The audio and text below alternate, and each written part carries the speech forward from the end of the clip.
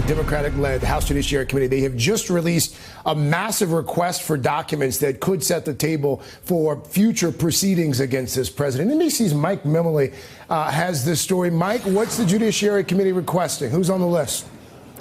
All right, Craig. Well, so now we're 2 months into the new Democratic-controlled House, and just about every committee, as you know, wants some piece of investigating the president, his advisors, his administration.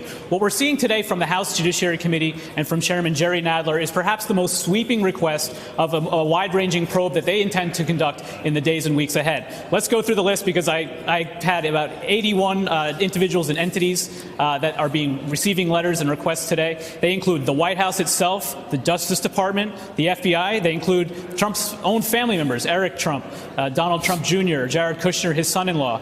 They include his campaign, his organization, his transition committee. So just about everybody you can think of who might have any insight into Trump and some of the potential abuses of power that the committee is looking into is on this list. Chairman Nadler announcing that the three main topics that his investigation is going to explore, I'll read them to you now. First of all, we're talking about obstruction of justice.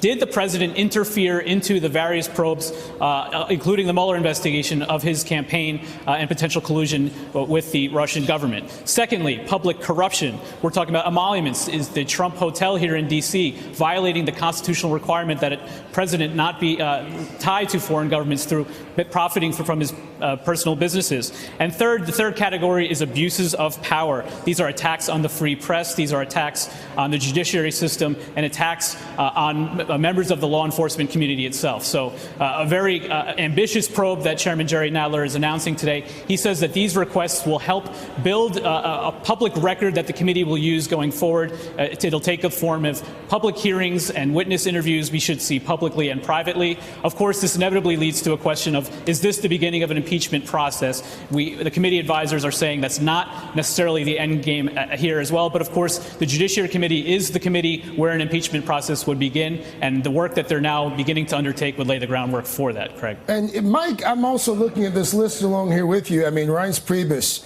Roger Stone, of course, not surprising. Steve Bannon's on the list. Michael Flynn also on the list. But there are also organizations on this list as well. The Trump Campaign, the Trump Foundation, the organization. But they're also looking for information from the Presidential Inaugural Committee, an organization called Frontier Services Group, and the NRA as well. Any idea what Congressman Nadler wants to get from the National Rifle Association?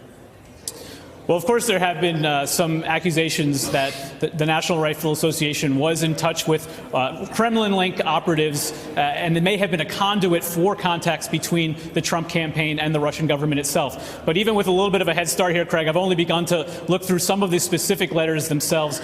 For instance, one of the requests that went directly to the Justice Department itself was looking for any records the department has of, for instance, conversations directly between President Trump and Jim Comey. Of course, questions about why he fired him. Was this an attempt to obstruct justice and the investigation itself?